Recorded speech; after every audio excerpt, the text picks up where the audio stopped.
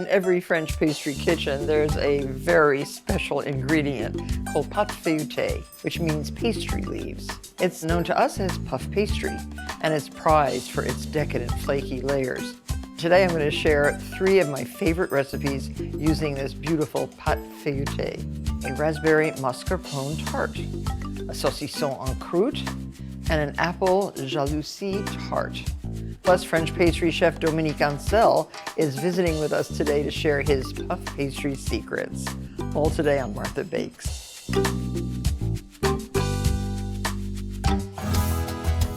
As you'll see in my recipe for raspberry mascarpone tart, you too can make the same at home with a good quality store-bought puff pastry. Now here I have a sheet of puff pastry. I'm going to take it off. It's icy cold, very important. And it's on a piece of parchment paper, so it's easy to move around. And the first thing I'm going to do is sprinkle it with some sugar. Puff pastry is used for sweet or savory foods. I have a penchant for sweet caramelized puff pastry. I just love it. And kind of press it in with your rolling pin. What I want to get is a 16.5 by 12.5 inch piece of dough. This can be turned over. You can use that method of rolling of pastry on your pin and then just reversing it. Sugar side down now on your counter. You have to work fast, so I want to make sure that I work quickly and keep the pastry cold. So that looks like plenty of sugar. Again, roll the sugar in. There, that looks exactly what we're looking for. I'm using a pastry wheel and I am using a ruler. Just cut off that crooked edge. I'm going to cut a 1 1/4 inch piece off these edges. What I'm doing is just making strips that are going to be applied to the outside of the tart. You'll see. And so now, brush these strips with some egg wash and apply to our tart's edge. Match up the edges. So you see now it's a double height of puff pastry, and that will give you a very beautiful edge. And now we'll put the ends on, and these crisscross over the edges. So you can see you're getting a very nice raised edge tart base. Cut off the excess. That looks good. Chill it for about 15 minutes, and then we will score the edges. I'll show you how. So I've chilled this. It's nice and firm. Now for the scoring. So use a paring knife or a very sharp, small knife, and every 1/2 inch or so, cut through the top few layers of your crust. We're going to fill the inside. And then you can put a nice X in the corner, like that. So they'll be kind of pretty like that, I think. A nice X marks the spot. And when I finish this, I'm going to be docking the bottom. Docking is using tines of a fork to mark the whole bottom so that it all rises evenly and doesn't surge up in a great big bubble. There are docking tools that you can buy, but I find that the fork method works well. Now make sure that your oven is preheated to 400 degrees. After all of this cutting and docking, we're going to put it back into the freezer for 15 minutes more. Now it's been chilled 15 minutes in the freezer. Put a metal baking rack right over the entire thing so that when it rises, it will stay at an even height. Bake until puffy and beginning to brown, which takes 20 minutes. Now it's been 20 minutes. We're putting it right back in. All I want to do is take this rack away. So the center is the same height as the sides. Now the sides will rise. Stays in here for another 15, maybe 20 minutes, but set your timer. So the tart shell looks amazing. It is the perfect base for our raspberry mascarpone tart. Now for the filling, very easy. Whisk 1 cup of mascarpone cheese. It's a triple creme Italian soft cheese. And we'll add to that cream about 1 teaspoon of freshly grated lemon zest. And the colder your lemons, the easier they zest. Did you know that? And just put that right into your cream. Also, the seeds of 1 Madagascar vanilla bean. Just scrape along the cut edge, and millions and millions of little vanilla bean seeds are right here. And I'll scrape that off on the beater. And then add 1/3 cup of sugar. And then 1 cup of heavy cream. This will take about 2 minutes to form stiff peaks. And now spread the filling evenly on the center of your lovely tart shell. And this should be done as close to serving time as possible. Apply your raspberries. Put them really close together. Line them up. You don't have to really push them down too much. They'll stick. And you want the rows to be as straight as possible. If you're going to display it as a special dessert for a dinner party, you'll certainly want to make it the most beautiful you can. And there you have a lovely mascarpone raspberry tart. Let it chill in the refrigerator for at least 30 minutes before serving. It'll be much easier to cut. But this is as eye-catching as it is delicious. In culinary terminology, the French term en croûte refers to food that's been wrapped in pastry and baked in the oven. And today I'm making saucisson en croûte. Think of it as a big pig in a blanket, but this is tastier and prettier thanks to this peculiar tool called a lattice cutter. And you can find these online. If you're in France, you can find them in the fancy baking stores. And I bought one years and years ago and have used it successfully for fruit tarts as well as en croûte jobs. So roll 1 sheet of puff pastry into a 14 by 12-inch rectangle. And the pastry should be approximately 1/8 inch thick. And measure carefully. We want 1 piece that's 9 by 12, and then a piece that is 4 by 12. This pizza cutter works so well. There. And then the next one is the 4-inch piece. You're going to have approximately a 4-inch piece left. Use that for some other job. But this one will go over here. So now we have 2 pieces. The 4-inch piece is what we're going to make into the lattice. And this is so much fun. Watch what happens. Using this cutter, we're going to go straight down and cut all the way through the dough. You'll be amazed at what this does. It's magic. And if you had to do this by hand, which you could do, it'll take you a long time. Look what happens. You open this. Isn't that amazing? That's your lattice work. And you just keep coaxing it open. And so now egg wash one side of your large rectangle. We're creating both a glaze and a glue. Try not to get any on the edges because that prevents the puff from rising. And now stretch this. You want all the slits to open. You see how malleable this pastry is? It's such great dough. Ugh. I love this dough. Takes a little finessing. See the pattern? It really does look like lattice work. So that is the perfect lattice. Now this gets flipped over, and keeping it at least partially on the parchment is a good idea. So now your saucisson, and we're going to roll it up in the puff pastry. This is a garlic sausage, and it's made with both pork and veal. And just roll this up. And this edge will be your glued edge. So brush some egg wash right on here and here on the inside too. We're going to pinch those edges to keep the saucisson inside. And this is going to look amazing. Now the saucisson, by the way, is poached and cooled before it is wrapped in the pastry. So get that egg wash everywhere so that the color is beautiful when this comes out of the oven. Now this should be chilled before you put it in your preheated oven for at least 15 minutes, just so that the puff really keeps its shape and its design.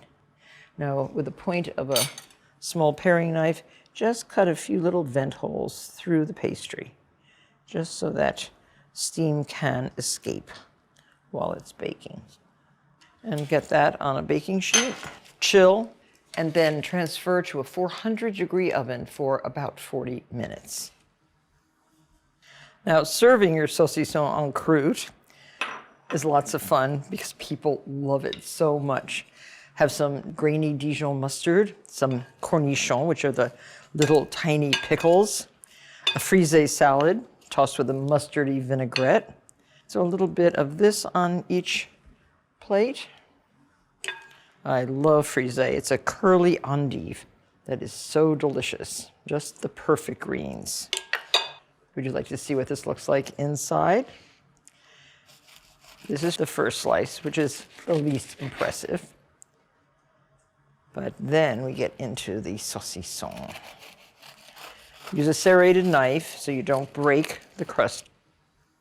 And put this right on your lunch plate.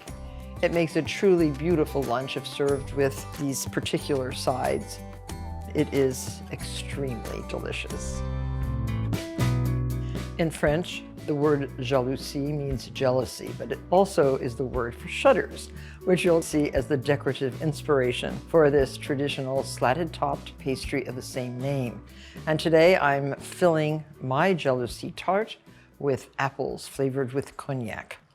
So peel, core, and cut into kind of thick wedges. 5 sweet apples. You can use Gala apple, you can use Macintosh apple, and each apple should be cut into 12 pieces. And to the apples, add 1 teaspoon, pretty much the zest of 1 nice bright-skinned lemon, and 2 tablespoons of lemon juice, but always zest before you juice. Have 1 nice plump vanilla bean. We're going to use just the seeds of the vanilla bean. I love the smell of lemon zest. And with apples, lemon, cognac, vanilla, all are wonderful flavors and very typical of a French tart. You can cut this in half and 2 tablespoons, but make sure you use fresh lemon juice. Do not use lemons that have been squeezed a couple days ago. They must be fresh. 2 teaspoons of all-purpose flour. This will help thicken the juices. 3/4 of a cup of granulated sugar. That's a half and a quarter. And your vanilla bean, just slit and scrape. And as I always do with vanilla beans, put this vanilla bean pod right in a bowl of sugar. 3 tablespoons of your best cognac. And with all sweet things, 1/4 teaspoon of salt. So stir this up and put it in a oven-proof ceramic or glass dish.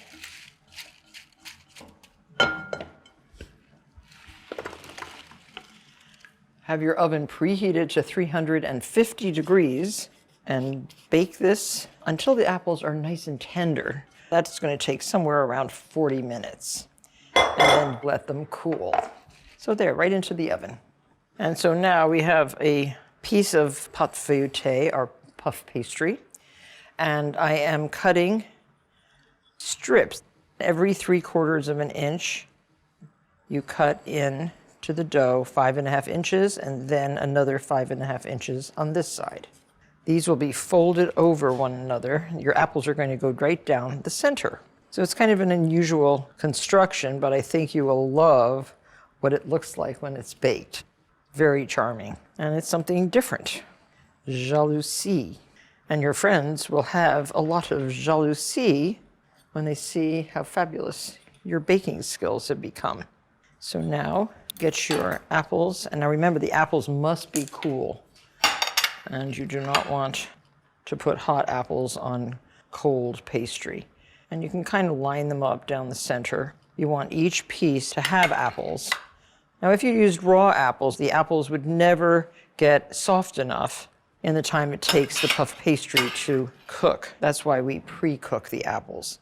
And use your juice also. And just pour that excess right down the center.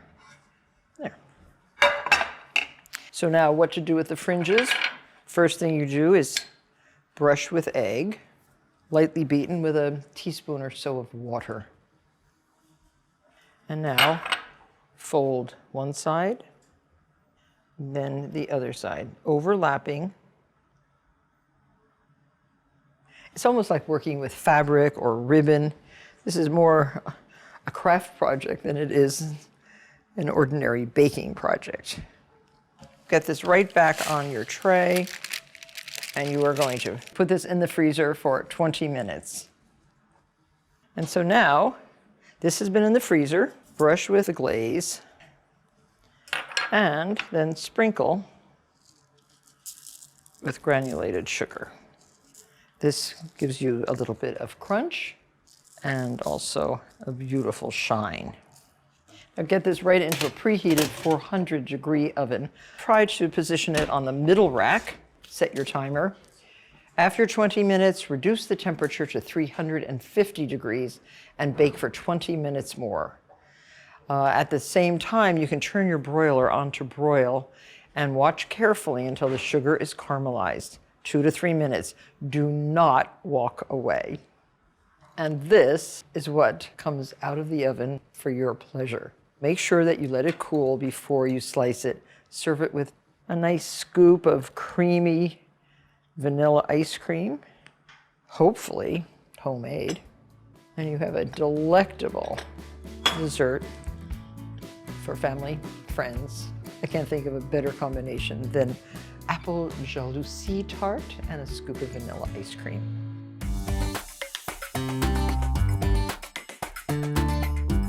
I'm very pleased to welcome Dominique Ansel, who began his career at the young age of 16, apprenticing in a restaurant kitchen in France. Today, Dominique is here to share his take on puff pastry and some helpful tips for working with it. And I'm so happy you found time to come over. Thank you for having me today. It's really today. nice. Dominique has some very unusual techniques. I'm most interested in your reverse lamination of pâte feuilletée. Yes. So what does that mean, reverse lamination? So puff pastry is one of the most basic classical dough that there is when you learn baking. And the regular one will be just with the dough. And Which is flour, which is water, salt, a little bit of butter. And you'll actually just put the butter in the center. So it's a big slab of butter. I will put it in the center right here. So this is interior lamination. That's a regular puff pastry. And then we'll fold the dough. So you're encasing your block of butter with the dough. And then do you get to 729 layers? Do you do the 6? I don't count them, but... but is it like the 6 turns? Yes, exactly. 6 triple turns, yeah. I do two double and one single. Okay. So it's a little different. Yeah. So we'll fold the dough over to incorporate the butter, seal everything. And then you roll that out and then we'll roll fold. it and fold it on itself. So the reverse puff pastry is slightly different. Yeah, so I want to know about this and why. So here we have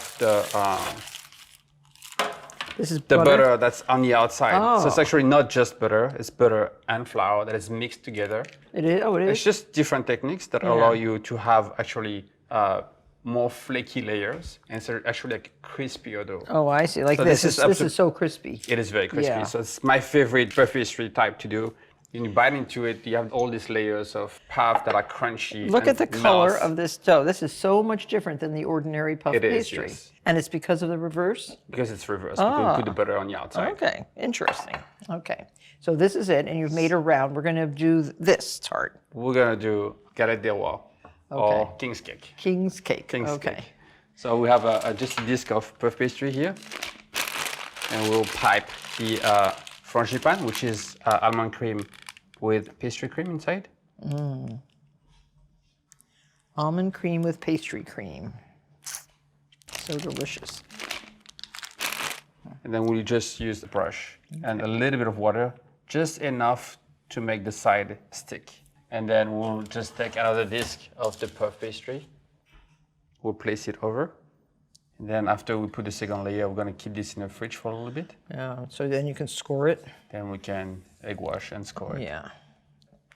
So I saw that you turned yours over. Yes, I turned it over. So it's I easier never did that. to score. You have to work with this really, really cold. Yeah. What we're gonna do, we're gonna use the back of the knife now.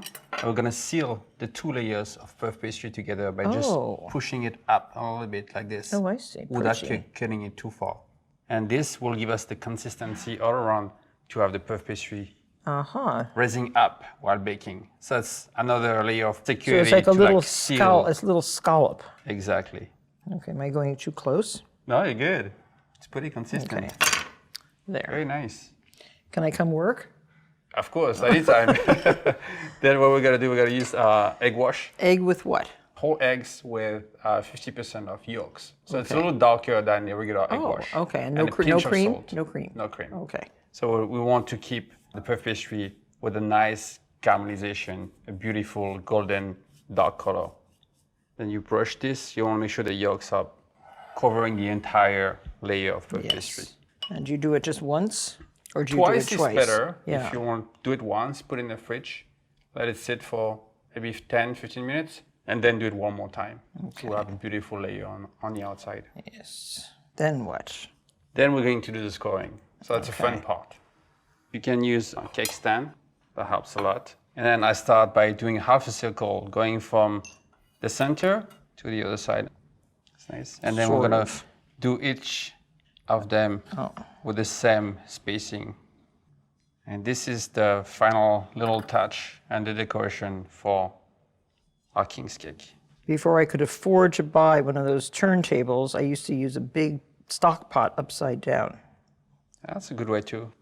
Since it's puff pastry and we have cream encased inside the dough, we're gonna just like do a little vent holes. Yes, vent holes to let the steam out while baking. Okay. That's it. So this will go in the oven at 375. Do we chill it again? It's better to chill it again. So this is what a king's cake looks like when it comes out of the kitchen of Dominique Ansel. This is a Napoleon. This is Napoleon But or millefeuille. Yes. So it's essentially the same puff pastry. This, we brush a little bit of syrup at the end, so it's slightly different. You can see the multiple layers, all very clearly defined. I'm going to taste. Yeah, so traditionally there's a little flavor that's hidden inside. I have one, a special one right here, just for you. Where did you find that? So usually we hide it inside. Look at that I want one. to give it to you. A Martha, that's so great. I'm going to put it on.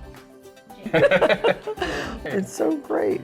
So thank you very much for joining us today, Dominique. Your pastries are the most beautiful. And I hope to see you again on the next episode of Martha Bakes. For a simple leaf shape, squeeze the bag and pull out from the base of the leaf, releasing pressure and lifting to form the tip of the leaf. For a leaf border, form leaves in a crisscross overlapping pattern. To make larger leaves, use a wider leaf tip. Squeeze your pastry bag while moving the tip slightly backwards and forwards, decreasing pressure as you finish each leaf. You can also use this technique to create a ribbon border with a ridged vein.